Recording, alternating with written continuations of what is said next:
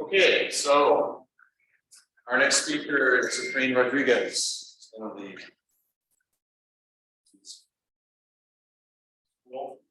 Efrain's a chemist, but an honor him. Once in a while, when I discovered something. And neutron scatter, of course. So please go ahead. Thank you, JP. All right, so I think this ties in very nicely to Dave's talk just previously on CVT, because here we're going to talk about how material is transferred in order to grow single crystals. As you can see in this very impressive cave of crystals, and indeed that's how these were formed, by transport methods. So just coincidentally, I was in Chihuahua, Mexico this weekend visiting family, and this Nika mine, which is located 50 miles south of Chihuahua City, where I was, has the largest crystals known in the world. These are gypsum crystals that are calcium sulfate. How do they grow? So this cave, in fact, was flooded with water. And when they drained the water for the mine, they revealed all these crystals shown here that are the size of a beam. And so the water facilitated, this warm water facilitated the growth of the gypsum crystals, okay? So there has to be some kind of temperature gradient inside this cave in order for this to happen. Indeed, if you go in at this point, as these people here, you can get a perspective of the size of these crystals by looking at this person in there. It's over 130 degrees Fahrenheit in there. I forget what the humidity is, but you can't be in there like more than 30 minutes, so you'll die or something like this. So in any case, transport, known already in nature, right? For example, the underwater hydrothermal vents, where many minerals are produced that are supposedly insoluble in water, can crystallize and form these crystals because of the fact that you get a lot of these reagents that are coming out of a plume, say, and hit the cold water, and immediately you get precipitation. So we're doing the same thing in the lab, right? We're doing same concept. And so this talk will be somewhat pedagogical, and you'll be transported back to general chemistry, or if you never took general chemistry, that's okay. I'll explain some of these concepts.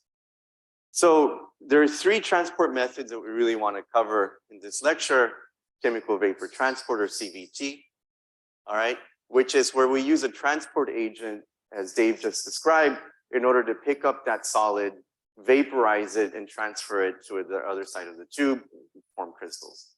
Then we have two that are related: hydrothermal and solvothermal. Hydrothermal utilizes water, like those gypsum crystals, to solubilize the solid and transfer it. And solvothermal is exactly the same thing, except you're using a solvent that's not aqueous, or not water. Okay, it's a non-aqueous solution. All right, this is roughly the outline of the talk. So we'll do CVT, hydrothermal, solvothermal. I'm going to explain chemical equilibrium briefly because it's really key to the whole concept of vapor transport. Then we'll do sort of practical considerations. Dave went through a lot of those, so I'll cover a few more. The same sort of situation for hydrothermal, and then solvothermal. And at the end of each, I'll present some examples from my own lab where we've been utilizing all three of these techniques to make materials. Some of them new materials, some of them somewhat complicated and not so simple. In fact, one of the things that's kind of interesting coming out of this one is that we're actually getting some twisting of layers ourselves from solvothermal synthesis, not bilayers, of course, but crystals where twisting happens long range.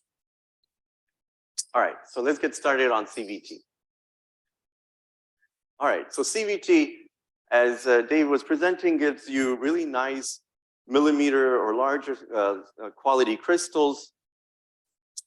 And you can apply it to many different systems, whether we're talking about single elements or binary compounds or ternary compounds.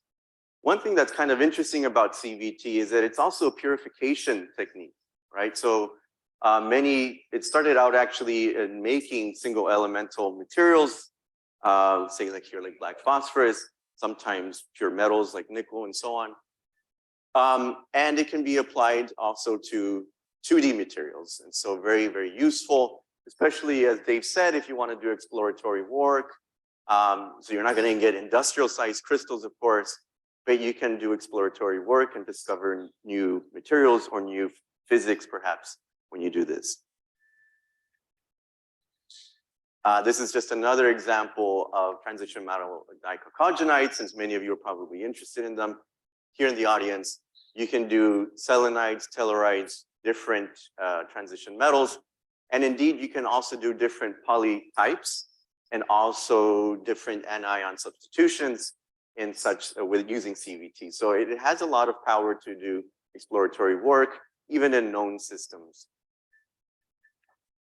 Okay, so CVT, it's actually just playing around with chemical equilibrium.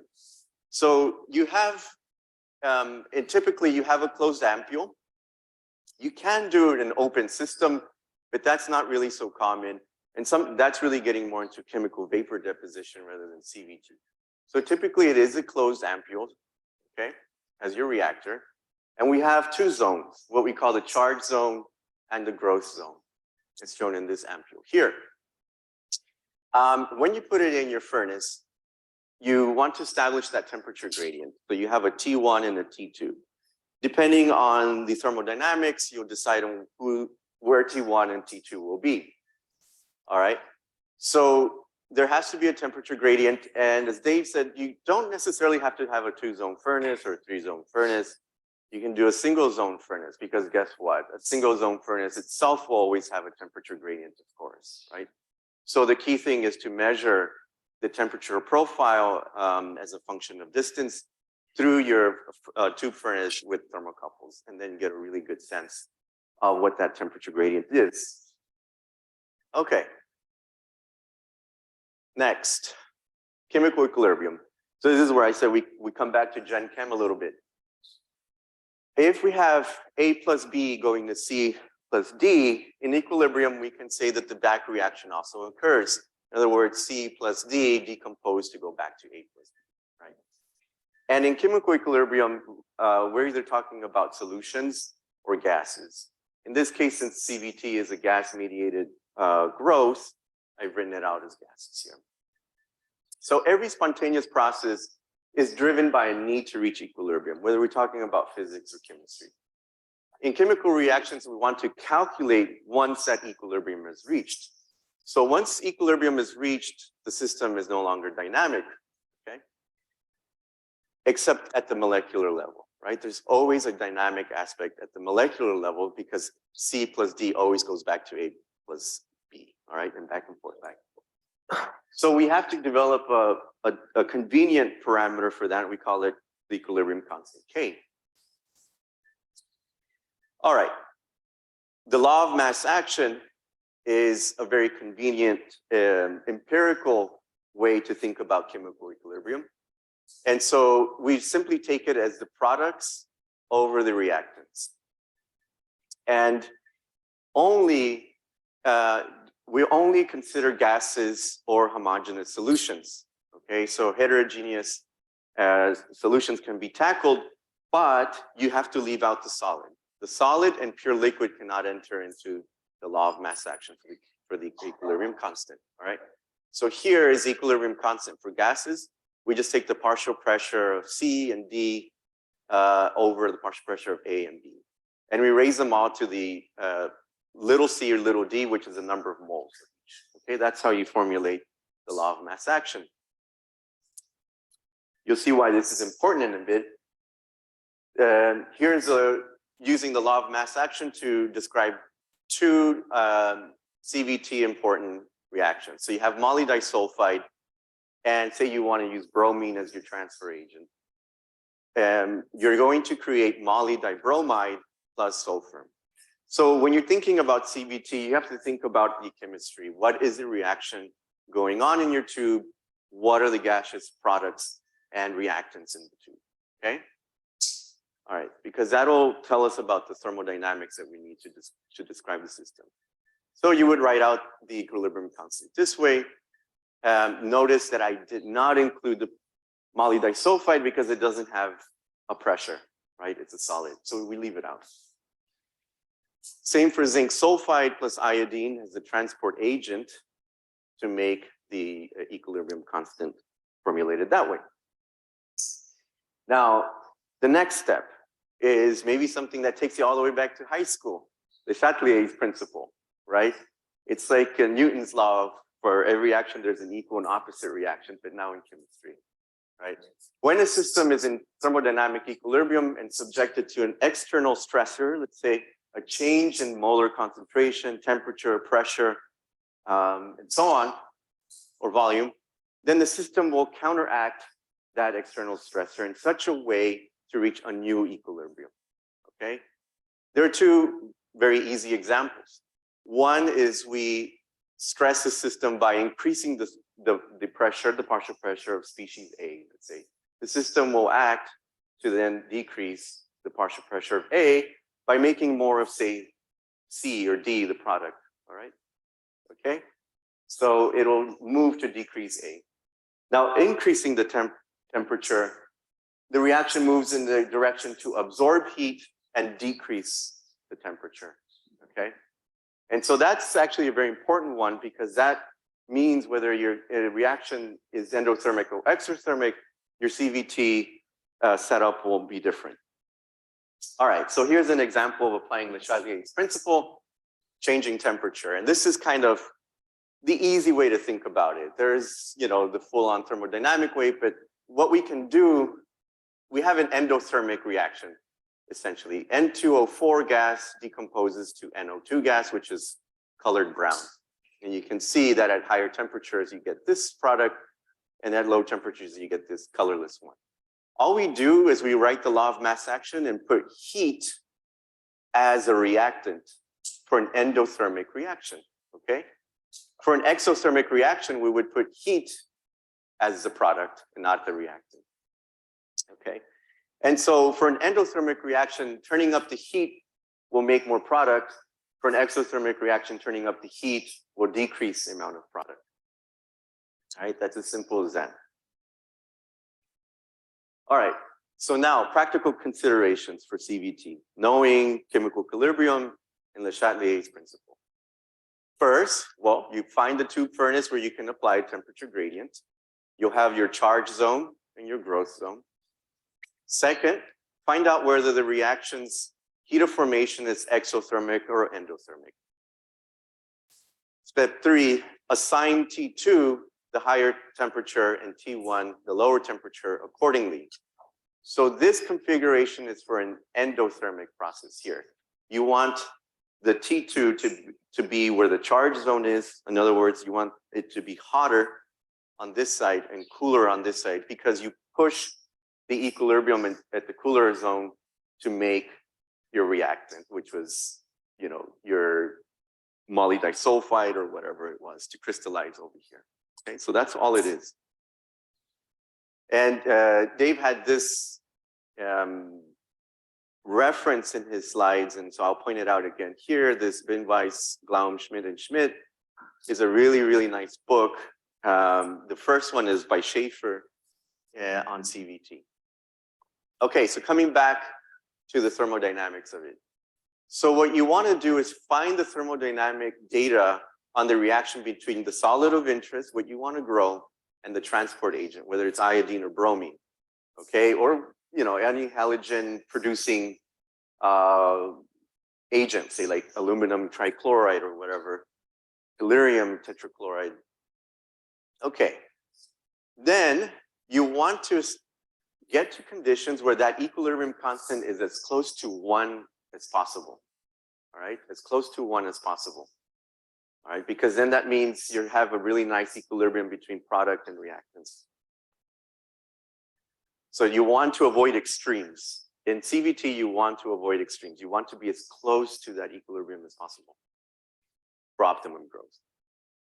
All right, so it turns out that this equilibrium constant is, all it is it relates to the Gibbs free energy. And this is the expression here, where R is the universal gas constant, T is our temperature. Gibbs free energy is delta H, the enthalpy minus the entropy part. And so if you rewrite it, this is known as the Van Hoff equation, okay? And if we really want to get to k is equal to 1, then logarithm 1, 0. And we can rewrite Van Hoff equation into this very simple expression here. All right. So it is empirical, that's true, but you can try to get close to the target as much as possible before you tune, so that you know, your 1 hour in the library cancels the 6 months in the lab, hopefully. And so T optimal is a mean gross temperature. Okay, so we're obviously going to have that differential, right, in T1 and T2, but we also need to just find out ballpark where that mean temperature is going to be. And so all it is going to be the standard enthalpy over the standard entropy of that chemical reaction. So you just go to the thermodynamic tables, CRC handbook or whatever. That's all like online now anyway, right? So, and you just divide the enthalpy by the entropy, and that's going to give you the optimal temperature in Kelvin, all right? And so that's how you do it. All right, practical considerations. Once you find that optimal temperature, place a suitable temperature gradient. Typically, it's like about 100 degrees Celsius, all right? Your sealed ampule is typically 100 to 200 millimeters in length. The diameter is 10 to 20 millimeters in, well, repeat myself here, the diameter. All right, and you want your pressure to be about 1 bar once you reach your CVT growing temperature, okay? 1 bar of pressure in there. So this is an example of an ampule, charge and growth zone. You don't have to do just the glass. You can also get like glassy carbon in there in case you're afraid that the gas will react with the quartz, which it can in some cases. So you can even do that if you're afraid of decomposing your glass ampule. All right, so here's an example. CVT growth of zinc sulfide. This is the equilibrium reaction. This is the expression. So if we want to find T optimal, we go find the enthalpy term, and then we find the entropic term. And you calculate it, it's roughly 1100 Kelvin. But as you can see here, the CVT is actually 950, 850, so 900 is the mean temperature. The reason is the following. This is a plot of the partial pressures of iodine, okay, zinc iodide, and sulfur that vaporizes as a function of temperature. And if you find nice plots like this of your system, you know, 1100 is actually a little too high. It turns out that the inflection point of this curve is around 900 degrees Celsius, is the optimal temperature, because you want a pressure to be about 1 bar. And so that's the reason it's a little bit lower than 1100 C. So empirically, you could get down to these numbers just from this one though. Note, why is iodine better in this case as a transport agent? It all has to do with that equilibrium constant. So when you're going about choosing your transport agent, take a look at what the equilibrium constant would be. So for bromine, it would be 10 to the 5th. For chlorine, it would be 10 to the 3rd for the equilibrium constant. Way too high, right? And so again, you want to be away from the extreme so that you can get nice large crystals. All right. So that's it on the sort of the theory on CVT, and hopefully if you're considering doing that, you can go and easily look up the thermodynamic data on your system. Now in our lab, we've been, as you've done in the practicals, and some of you may do later today, we've been looking at these metal thiophosphates, as Dave has as well. And so in this case, what's cool about them is you get these, you have a van der Waals gap. This P2S6 unit is like an ethane-like unit that stacks up, and it creates these octahedral interstitial positions. And if you fill them up all with metal sites, you get a honeycomb lattice that describes these metal sublattice. And so we've been looking at not just the thiophosphates, but selenophosphates, in other words, doing solid solutions of the anions to see how the magnetism evolves as a function of anion well, as a function of how much selenium we put on sulfur. These are very interesting. They're antiferromagnetic. And some of them are predicted to be mod insulators, like the nickel thiophosphate from several theory groups. And so we're very much interested in seeing, there are a lot of different types of 2D materials, but a mod insulating magnetic 2D material could be quite interesting to integrate with others as well. So that's why we're interested in these. And indeed, this is part of the practical. It's part of the practical, right, Mario? This one, okay. The nickel series. Cobalt would be very cool too, because it could be, it's cobalt 2 plus, it could be a effective spin 1/2 on a honeycomb lattice. And as ruthenium trichloride shows, you could maybe see some Kitaev type physics in such a system. All right, moving on to hydrothermal synthesis. All right, so I'm going to sort of do the same thing. I'll go a little bit into the theory and then talk about practical considerations and some of the work that we've done in our lab on iron-based superconductors. All right, so as I said, we're trying to mimic nature and how it grows large single crystals. Indeed, Bell Labs was famous for doing a lot of crystal growth and discovering new physics. These are some of the largest quartz crystals that you can grow hydrothermally underground. These are pretty impressive ones that you can see from a company in Tokyo. Whoops, Tokyo, forgot the K. All right. And this is a crystal grower, the very famous from Bell Labs, that Sung-Wook Chung had worked with, and his name is Robert Ladis. And I like his quote a lot. Maybe it's something you can consider. Everything is made of something. If you don't have the material technology, you lose the device, you lose the system, and you lose the application. Okay, so that's a very philosophical way to look at technological innovation, but I think it's true, right? Without the material, could you have the cell phone? No, right? Or any portable electronic device. So growing crystals and finding new materials is very important. They're very much tied together. This is a photo courtesy from Sang Chung. All right. Hydrothermal. What is it? There are many definitions you can look online, and I'm not going to go through all of them. I think this is the one that's really accepted today. It's anything that you can synthesize in water above 100 degrees Celsius and above 1 bar or 1 atmosphere of pressure. Okay? It's a very, very broad definition, but I think it's the one that really captured most of it, what we see. Solvothermal is just doing the same, but with a non-aqueous solvent, such as ammonia, alcohol, or ethylene glycol. And another term that you'll see in the literature is mineralizer, which is the solvent, for example, water, that dissolves the solid in such as a mineral. And so actually it should be a little bit more expanded. A lot of times mineralizer is something that you add to the water, like to make it more acidic or basic, sodium hydroxide or HCl, that helps dissolve the solid. Now, I'm going to briefly go through the historical development. It's an old technique, okay? It was used very early on to make gemstones, okay?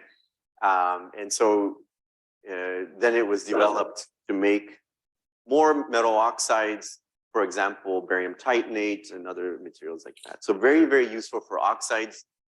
And then it became very useful for things like metal organic frameworks or MOFs. You can also even make inorganic materials like samarium hexaboride. And then recently there was the quantum spin liquid candidate material, Herbert Smithite, which is a material that is like silicate with copper in it. And so what is the advantage and why do we need hydrothermal to make such materials? Well, you don't have to go to really high temperatures to make it. So 100 to 500 C is typically where you are. Usually, I would say that people don't go much above 250 because of practical considerations. So you can also access metastable phases. In some cases, you could get pure material and so forth.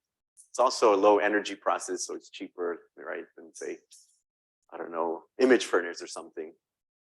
And it's very versatile in that you can make many different kinds of materials, oxides, sulfides, silicates, and so on, hybrid materials.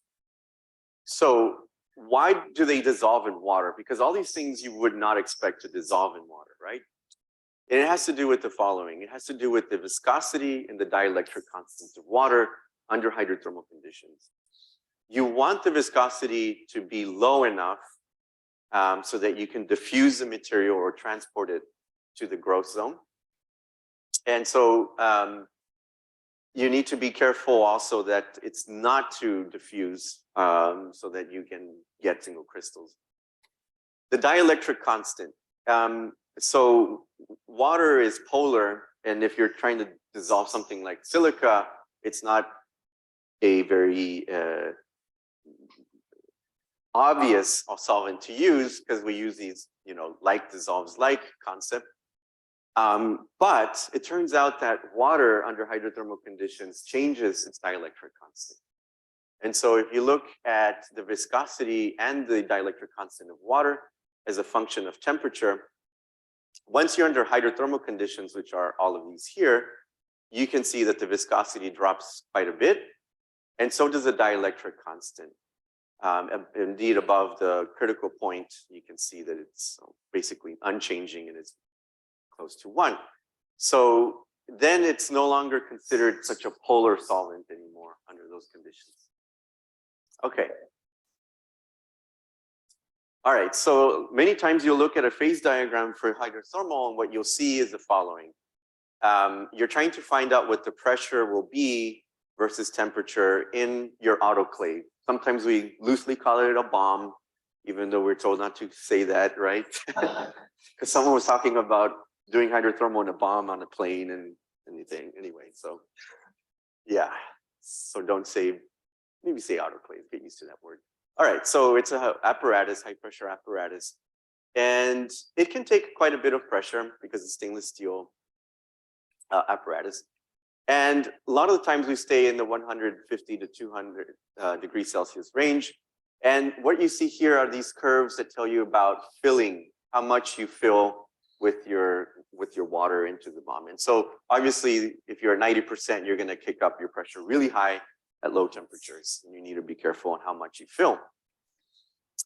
All right, this is just a cartoon of the autoclave and what you can do. You can have seed crystals, they're not required, but this is like optimal if you want to grow large single crystals like those quartz from Bell Labs. You need the autoclave, which is stainless steel or some kind of metal like that. And you need an inert liner in here. This is the lighter color. And then you need the mineralizer, which is your water plus something. And your nutrient is basically what you want to dissolve. It could be reagents, it could be a pure compound. All right? Okay. I'm going to, in the interest of time, just say a couple of things on the thermodynamics of this.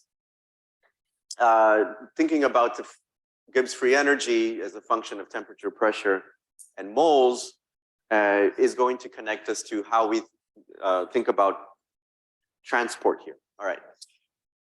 Let's say A is a solute, or what you want to dissolve. B is a solvent. Okay, water, let's say, and A1 is what you need to get into water. All right. So just like chemical vapor transport, there needs to be something that transports through the water. All right. And so, in other words, it has to react with water somehow, whatever it is that you have in there. Okay.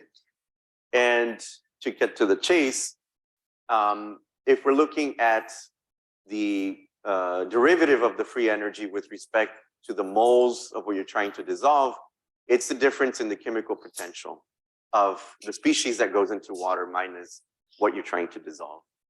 And so you have three different regimes. You have the one where you have the chemical potential of what's in water is less than what you're trying to dissolve. It's a spontaneous process, and A will dissolve in B. If it's the other way around, then A crystallizes or precipitates out of B. And then when they're equal to each other, you're in an equilibrium state and there's no phase transition. Okay, so what you're trying to do is establish a temperature gradient so that you have something going like this going on one end and something like this on the other end. Okay, it's exactly the same concept as Le Chatelier's principle, just termed a little bit differently here, right? You're trying to push the reaction on one side to favor the dissolution and push the reaction on the other side to favor crystallization. All right, and this water is your medium for this now. Okay. Typically, this is how you can think about it as a vertical reactor where you have the charge zone at the bottom and the growth zone at the top. All right, and so the transport will be going up. And this is a so-called Gibbs phase rule about how many degrees of freedom you have and so on. It's just coming back to the same phase diagram that I showed you earlier. It's a pressure, volume, temperature phase diagram. But you'll see other phase diagrams in the literature too. This one was very popular in Russian literature. And what they did was actually plot out the ratio of two chemical components. In this case, let's say it's sodium oxide and silica or something like that, or sodium zirconate versus the concentration of the mineralizer in water. This is sodium hydroxide, so it was basic. All right, and so they would map out all the different phases that they could form this way. And so this is another way that you can find in this book, the Handbook of Hydrothermal Technology, if you need to look up, maybe conditions that you want in order to make a target phase. So those are known.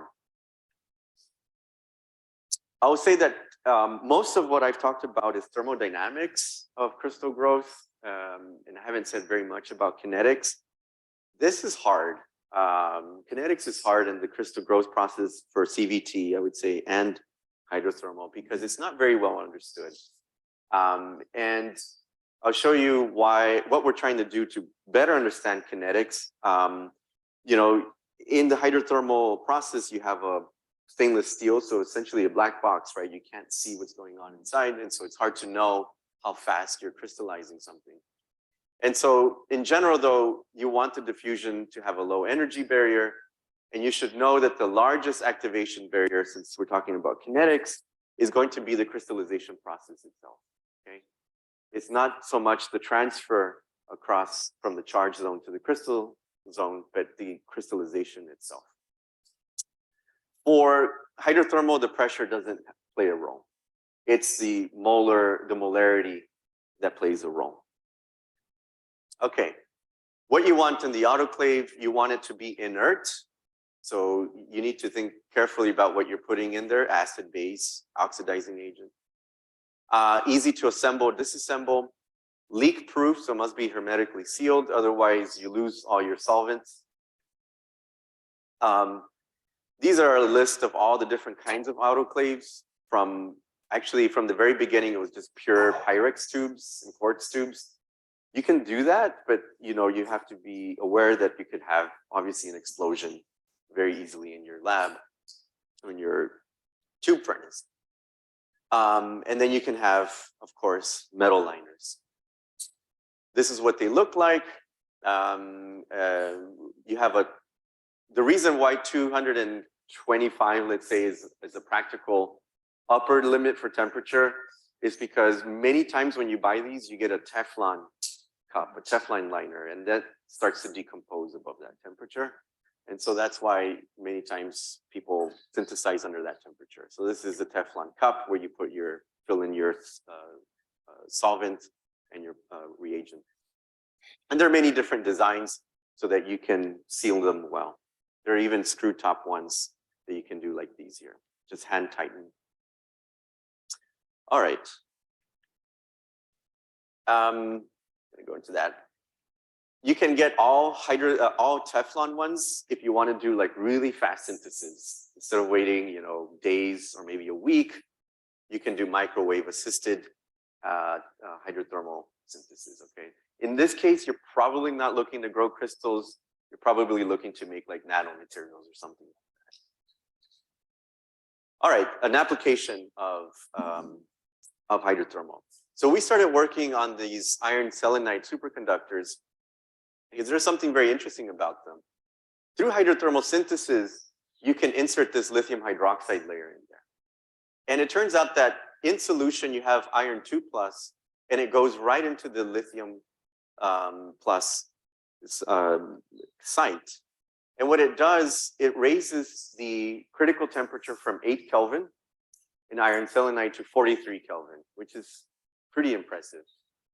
And then you look at the magnetic susceptibility, something funny is going on, and you can see in the field cooled and zero field cooled data, there's supposedly a ferromagnetic transition there.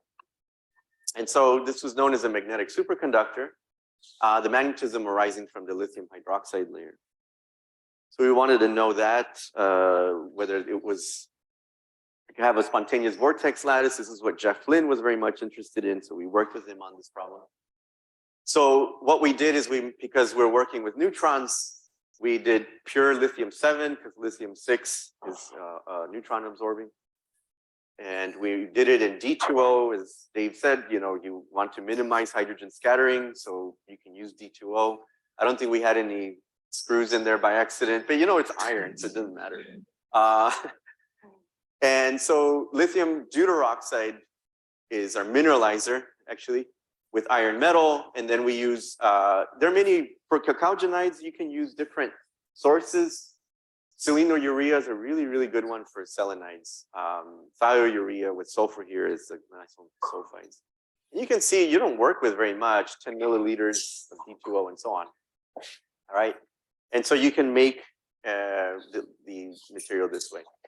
What's really cool about iron selenide itself, this is a little bit of, I'm diverging a little bit here, is that supposedly if you get a single layer iron selenide, you can get all the way up to 65 Kelvin. There was an estimate up to 100 Kelvin, but I don't think that's ever been reproduced. And so for us, we got really interested, like, wow, can you beat the liquid nitrogen temperature with iron selenide by intercalating metal hydroxides or other species in between? This is just a microscopic image of MBE. One thing I wanted to emphasize, if you're not familiar with these systems, is that unlike TMDs, which have hexagonal sublattice for the metals, for iron-based superconductors, you always have a square net that describes your metal sublattice. Okay, so it leads to different ways that the d orbitals can interact with each other, and that's what's very interesting about them. They're also coordination-wise, they're always in tetrahedral coordination. All right, so we started out by first just doing a straight-up solid-state reaction. A nice way to make the beginning product, potassium iron selenide. And then we could cool it, or sorry, hydrothermally treat it in D2O or H2O to turn those into the lithium deuteroxide iron selenide. This is work by my previous student, Joe. And this is a neutron powder diffraction pattern of the powder. And you can see about how much iron you want to get in there, about 18, let's say 18% iron substitution here, so that you can get a superconductor. All right. Ferromagnetism, we could not detect at all with neutron scattering. So we think it might just be some kind of spin glassiness in there or ferrimagnetism that goes on. And that's why you see that signature and susceptibility. And then we had done a phase diagram, although it was very, very difficult to find out through hydrothermal synthesis how much iron should go in there for optimal superconductivity in the superconducting dome. We didn't really get a dome. It was more like a half dome before it cut out. Likely because you create a lot of vacancies in the iron lattice, and so you lose superconductivity this way. So what we've been doing to get out of that black box, as I called it, is doing in situ hydrothermal. So if you're interested in that, you can do it at the APS at Argonne. So my students went out there and they took about 6,000 powder patterns as they did the hydrothermal synthesis to make the compound. They averaged it out, so they had 235 patterns, because you can collect a pattern about 0.1 seconds. So much more powerful than lab X-rays.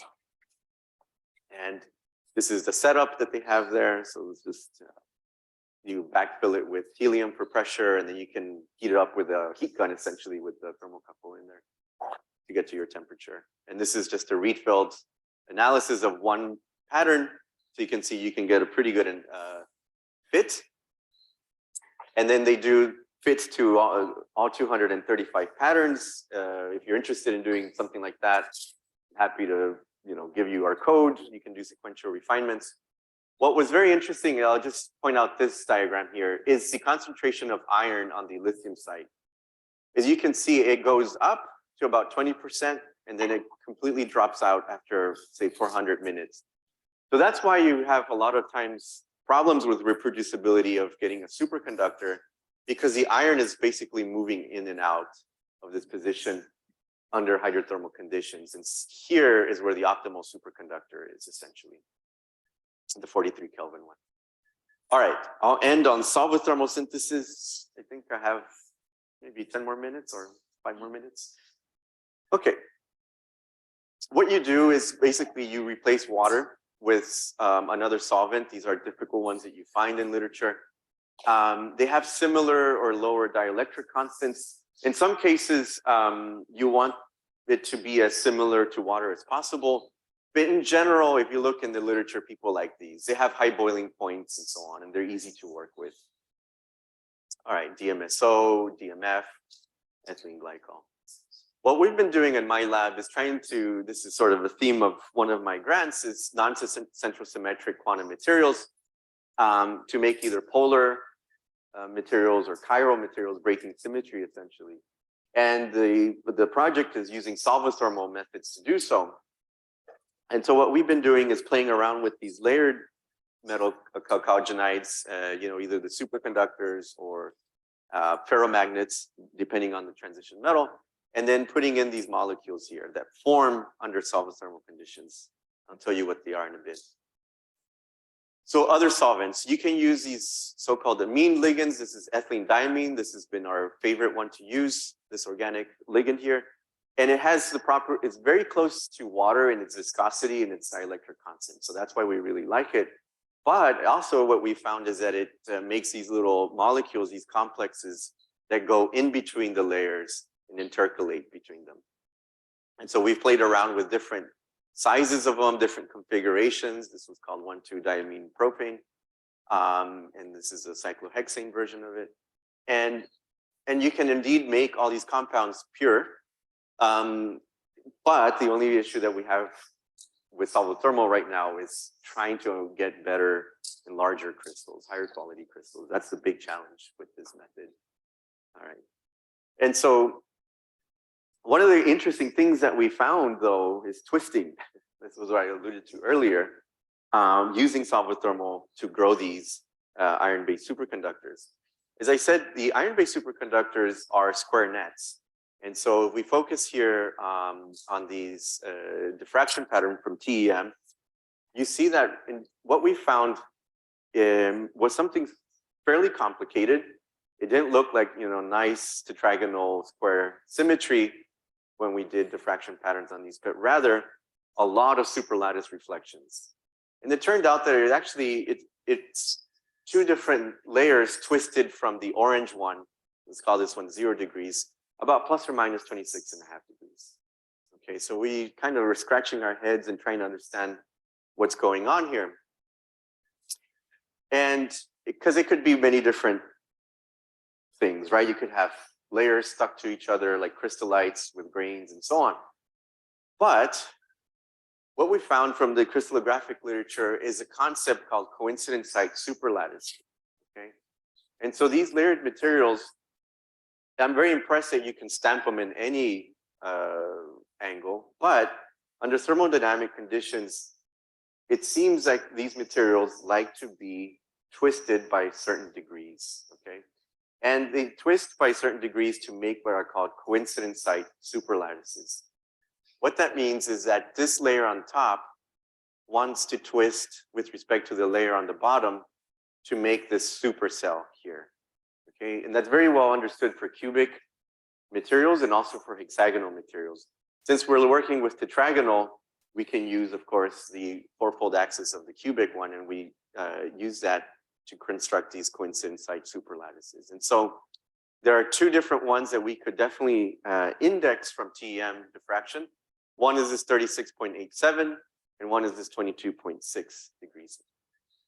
All right, so this student Lahari, who modeled the twisting angle within crystallographic software to create the supercell.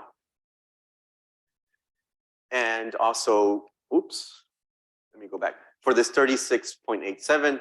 And these are very well described by a geometric expression that has an index number with it. Okay, so this is the m equal to 2 twisting, and this is the m equal to 5 twisting. And so you can see as the index gets bigger, your twist gets smaller, but your superlattice gets really large here, as shown here in this picture. And so this is an example of the diffraction pattern with the fourfold, but then all the other superlattice reflections on top of it. And then this is Lahari's modeling of the twisting in real space to then construct the reflections all in reciprocal space. And so we're able to describe all that twisting in these crystals from the model here, this coincident site superlattice. And this is the 22.6 degree rotation one to make this reciprocal space map to fit the one from the experimental here. This is what the samples look like typically. They look like a book of papers, and those are the iron selenide sheets or sulfide sheets. All right, so I'll end there so I can take some questions. And so, whoops, there we go. I was erasing some people. So these are my students and some of the recent graduate students, Joe and Brandon, that worked on this project as well. So I'd like to thank Lahari and Fafe, especially for the twisted materials, the iron-based materials, and Mario and Ryan for their work on the thiophosphates, and also for helping out with the practical. So, all right, I'll take any questions now. Yeah.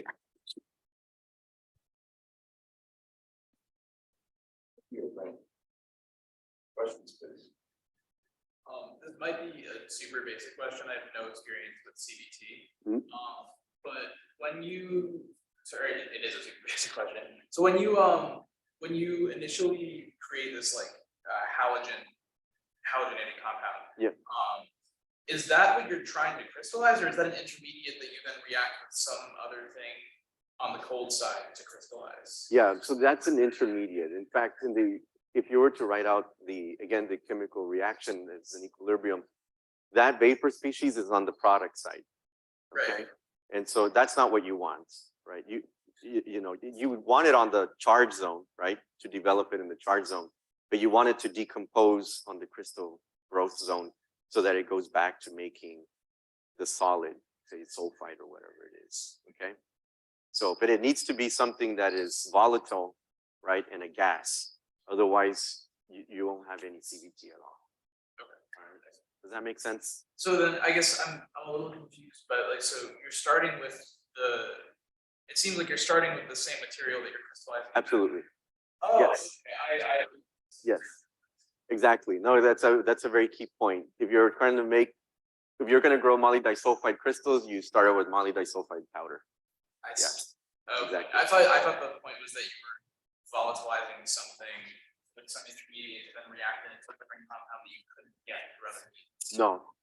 No. So the vapor transport means that you have to break down what you're starting with to recrystallize it, and that's why it's a chemical equilibrium reaction that you have to think about. Right. Okay. Mhm. That makes sense. Yep. I guess that makes sense when you want K to be 10 then. Okay. Yes, that's why you want K to be Okay. equal to 1 as much as possible. Have you guys done any work with liquid transport growths or no? Well, the hydrothermal technically is a liquid transport growth. Yeah, and so is the solvothermal. So so think about it that way. That's why I put them together, because in fact, if you read the book on CVT, it considers hydrothermal a subcategory of CVT, which I don't know if that's true, but essentially, yeah. I think you have to think about the advantages and disadvantages of having gas versus liquid, right? CVT is nice because it seems easier to observe and to find out whether it's working or not. And the chemistry, I think, is a little bit more simplified, I would say, in general. But not everything is going to grow by CVT, so we have to go to hydrothermal. Thanks very much. So, just wondering, like, about your last part about this. Mhm. And two-part question. First is why exactly this angle? Mhm. Second part, can you like play with temperature or pressure and controllable way? Like, can you change angle? Like, saying in a controllable way. Right.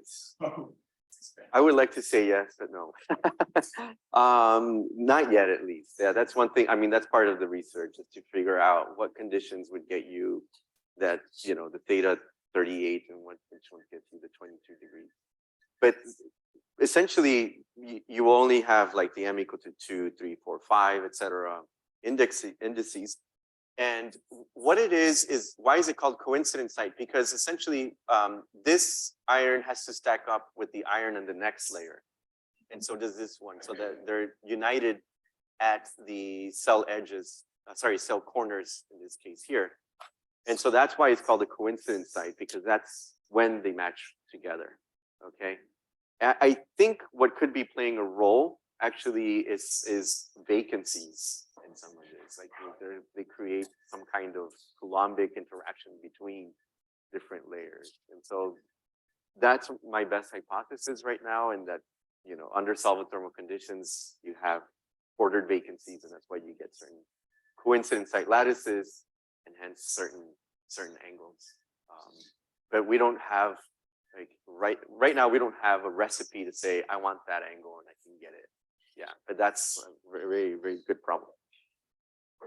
Yeah, I have one question regarding actually two questions regarding CVT. So one question is basically the reaction is like the common sort of decompose to form the metal halide and hydrogen. Yeah. So in principle, you can also start with raw material.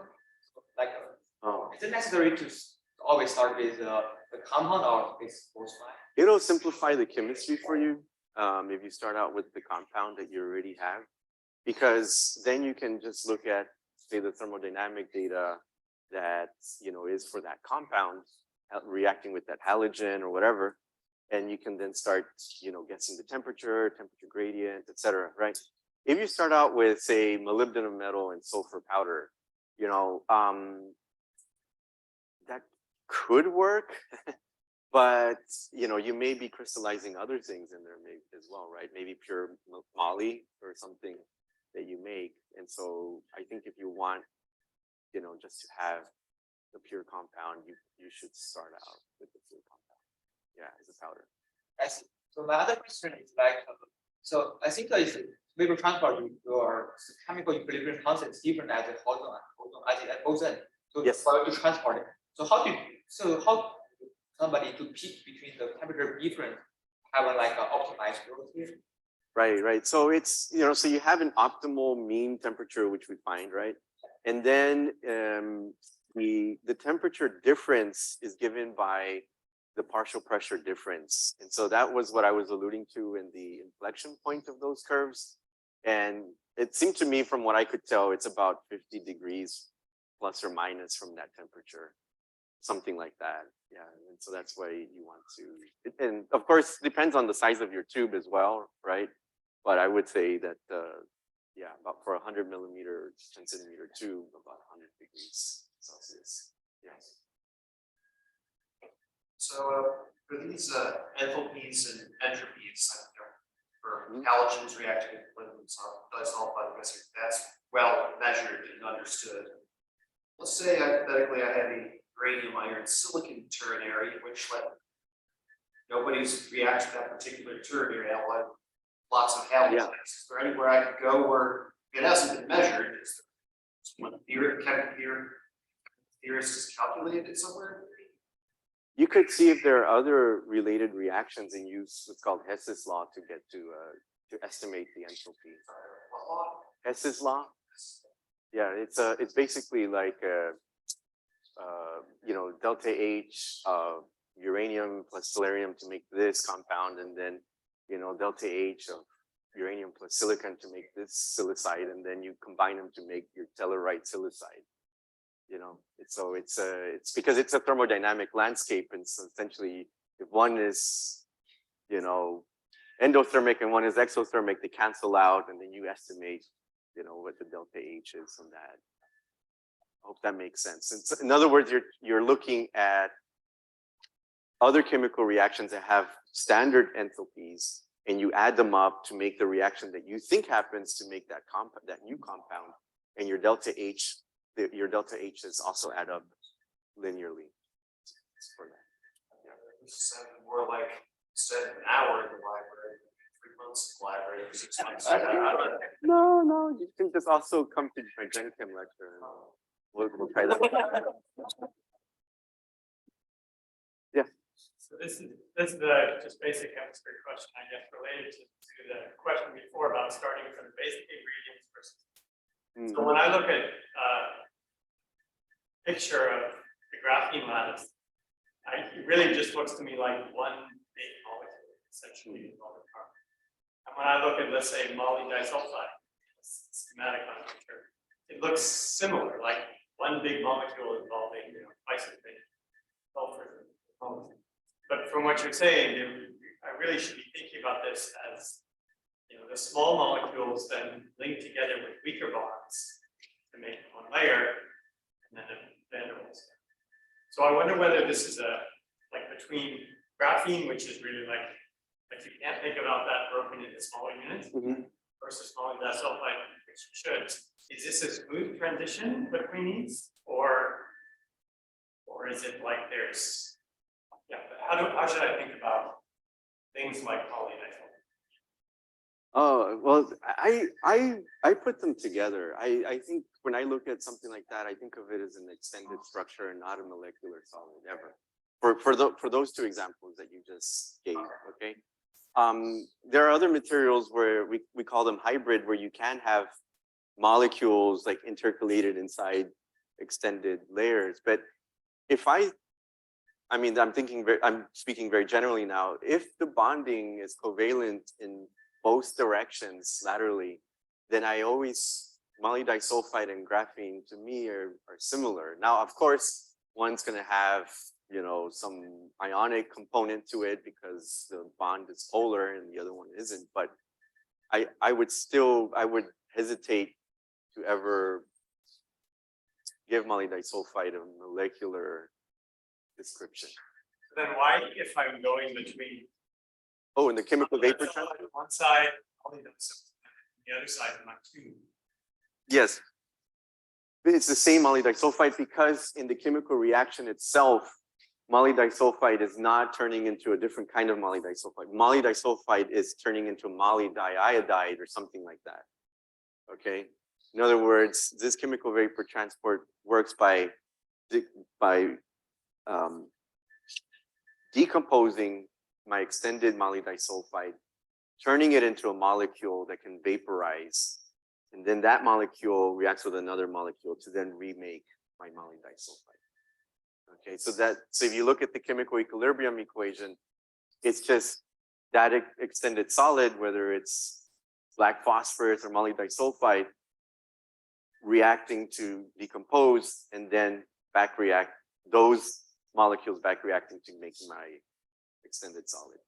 Okay, it's just one is a polycrystalline powder that may be impure, and the other one you expect to be nice crystals that are purer. So related to that, when you look at any compound ABC, do you have an intuition as to whether it might be amenable to transport growth in terms of the structure of the compound, bonding and so on? I don't think it's so much a structure thing. I think if it's an extended solid of any kind, whether it's 2D or 3D, CVT should work for most oxides, most chalcogenides, borides, and pure elements and stuff like that. If you're talking about like a silicate, I talked about silicates like zeolites or whatever, things that are more open, then I would say CVT is probably not good. Why? Because CVT is driven by thermodynamics and not kinetics, so you can't trap a metastable phase with CVT. With CVT, you're really in the thermodynamic phase diagram and you're going to stay there. Okay, so as long as that's stable, then I would say CVT, it should work. Last question? So, thank you for your talk. One question is how to get a sense of time. Have it in the thermal equilibrium. The thermal equilibrium, you'll reach that once you're at temperature. The time for crystal growth is more about the kinetic process of crystallization. Because your diffusion should be fine if you're like roughly at 1 bar, as you said, right? And it's going to be the crystallization process that slows you down or speeds up, depending on what it is.